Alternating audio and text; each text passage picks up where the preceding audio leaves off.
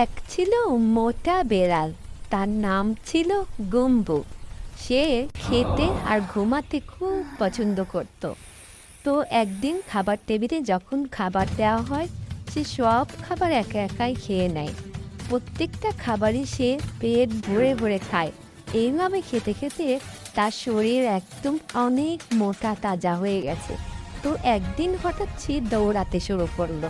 দৌড়াতে দৌড়াতে সে হাঁপিয়ে পড়লো, একদম মাটির উপরে শুয়ে পড়লো দৌড়াতে দৌড়াতে, কারণ তার শরীরটা অনেক ভারী। তো তার বন্ধু চিকনো তাকে বলল, তুই এত খাস কেন, তুই অল্প করে খা আর প্রতিদিন দৌড়া।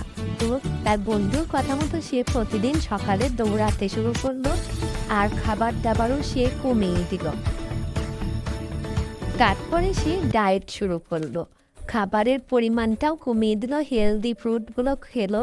তারপরে একদিন দেখলো গুম্বুর শরীর একদম চনমনে হয়ে গেছে। গুম্বু তো মহা খুশি, খুশির ঠেলায় গুম্বু একদম নাচতে শুরু করলো।